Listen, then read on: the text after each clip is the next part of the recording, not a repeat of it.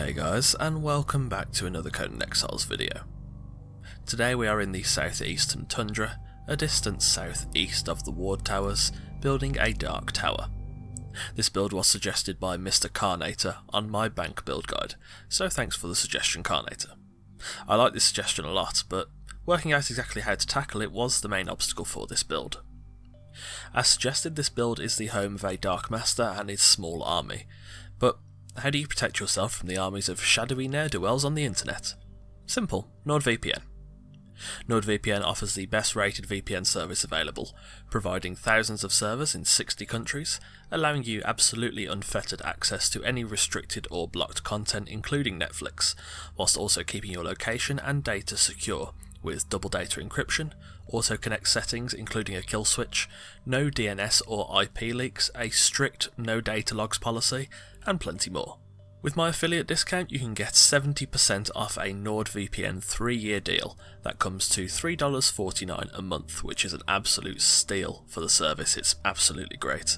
You can either visit nordvpn.org/eradyt or use code eradyt at checkouts to get this discount, and anyone that does pick up Nord using my discount helps me and the channel out immensely. So this is going to be a pretty simple build, but I think the lore is where it really starts to get interesting, as I've managed to work some interesting lore into it. So, without further ado, let's get started. Firstly, we are going to start off with, of course, the base plate. I firstly cleared out the area where I would be building, at which point I then started off with a large circular tower. This base plate is a 6-tier wide circle, which as you can see is pretty wide, which can introduce some stability issues later on in the build, as you will see. I used pieces from the Savage Frontier DLC to fit the dark and brutal theme of this build. I like the Frontier pieces a lot, but they don't work just anywhere. Fortunately, the Tundra is definitely one of the places where they do work.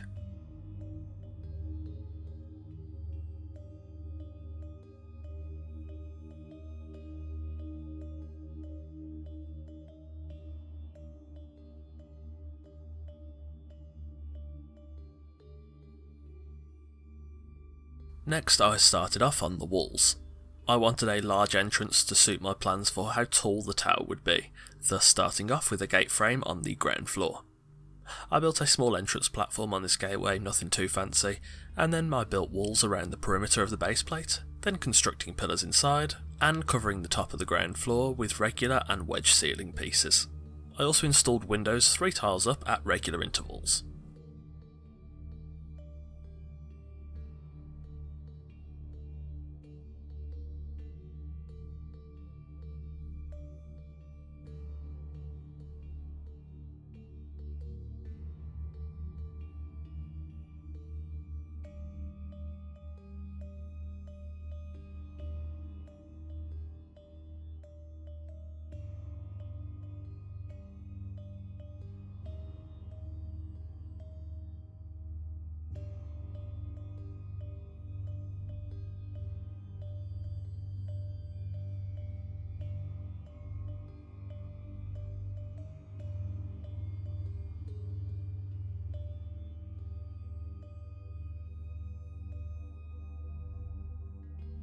Next for the first floor.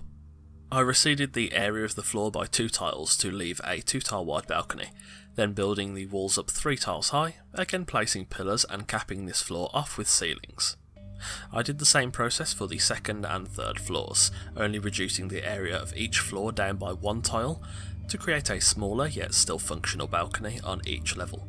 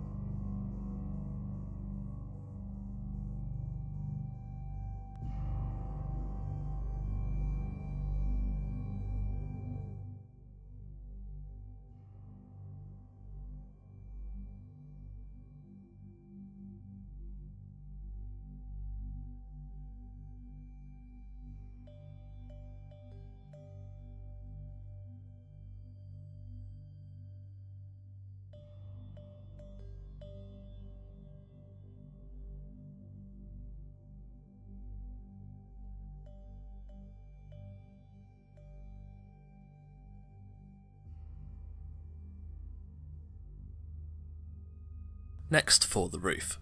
This is a nice simple roof made slightly irritating by the lack of stability from the size of the base of the tower. I ended up having to place quite a few pillars in the top floor room to support the entire roof, which really cuts down on the actual habitable zone within the room, but I did find a way around it in the furnishing phase. I built a standard pointed apex circular roof, then using inverted wedges to add spiked detailing under the roof and underneath each balcony on every subsequent floor, also adding fences and stairs onto each balcony to access each floor, and of course provide some safety protection so you don't, fall off the tower.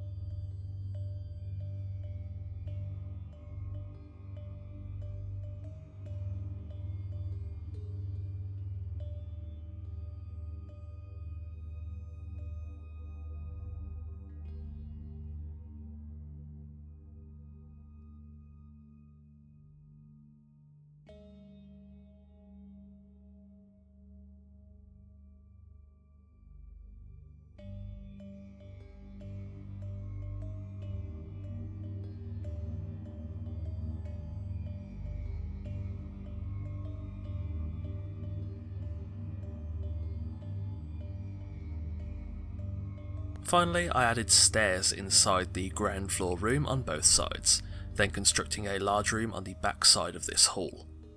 This hall will be the dining room and congregation area for those within the tower, so this room will be used to serve a clear purpose on this floor. I also added walls within the second floor to serve as a group bedroom, though I would change this design a little bit later on. I also used walls in the top floor to cover the pillars.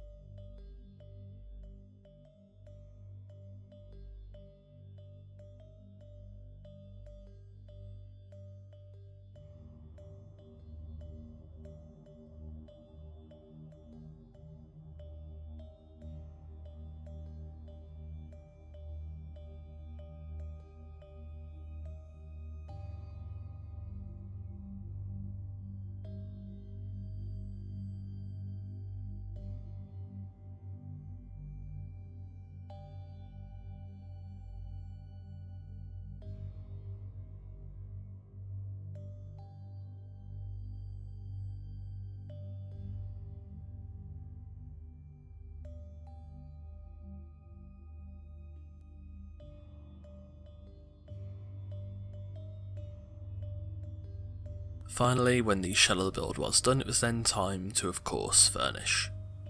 I lit the build with red dyed radium torches to add a quite gruesome and intimidating red light to the structure, which works really nicely.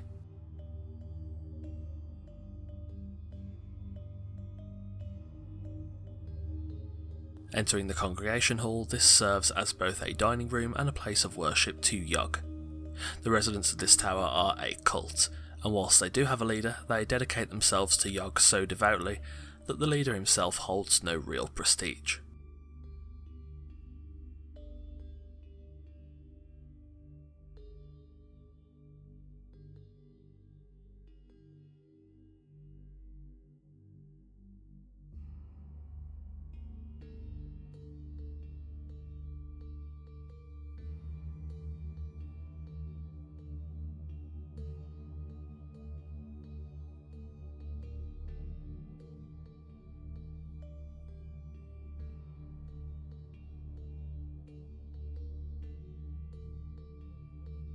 The large room I built on this floor is the communal kitchen, serving food to the cultists. Whilst this looks like a fairly nice kitchen, its signature and, funnily enough, only dish is human flesh, harvested from sacrifices to Yug.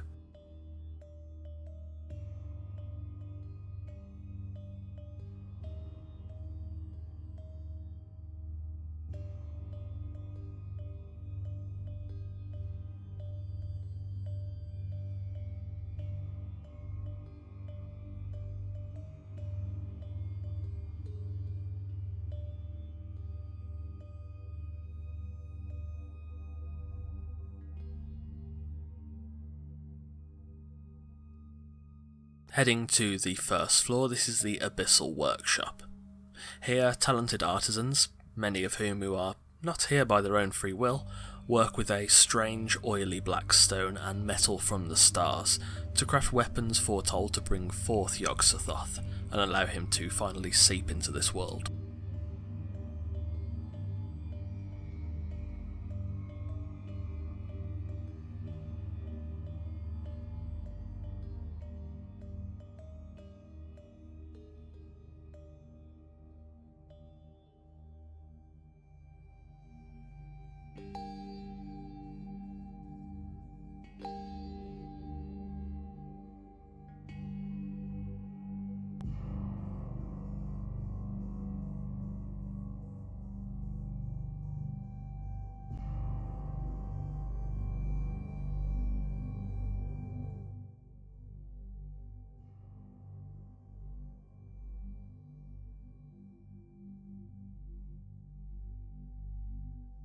The second floor is the communal bedroom, a cramped and uncomfortable room where the cultists sleep.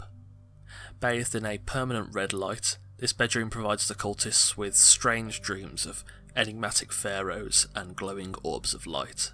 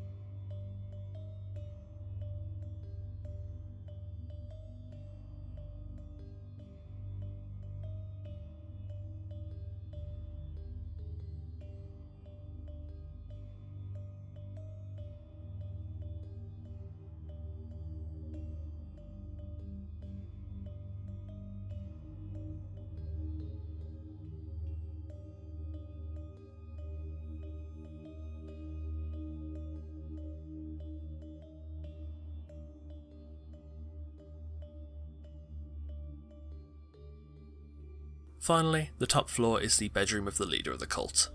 Again, this room lacks any real prestige, but is where the leader rests his head and writes down his dreams to help guide the cult towards the lurker at the threshold.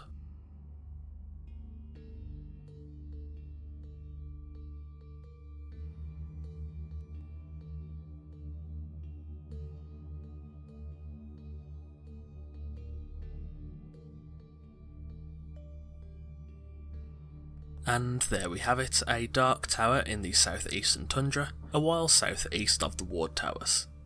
Thanks for watching, and thanks again to Mr. Carnator for the suggestion. I think the actual architecture of this build is fairly basic, but this suggestion did let me craft some interesting lore for this build, which is always fun. If you've enjoyed this video, leave a like and let me know in the comments below if you have any build suggestions for future videos. As usual, absolutely anything is welcome. Don't forget to both follow me on Twitch and join the fun on our Discord through the links in the description. And also, of course, don't forget you can get 70% off NordVPN when you use code IRADYT at checkout, or go to nordvpn.org/IRADYT. The link is both in the description and the pinned comment. YouTube is currently my full-time source of income, so if you enjoy the content and would like to help support the channel so I can continue to put out the best content possible, do consider becoming a patron.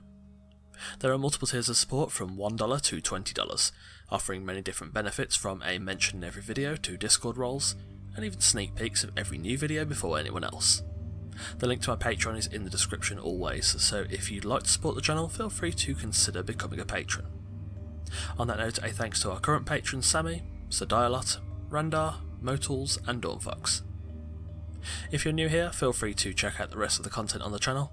There are new Conan Exiles videos coming every Wednesday and Sunday, so if you like what you see, subscribe and ring the notification bell to be the first to see the next video, and to join us on the road to 10,000 subscribers. Again, thanks for watching, and I'll see you soon.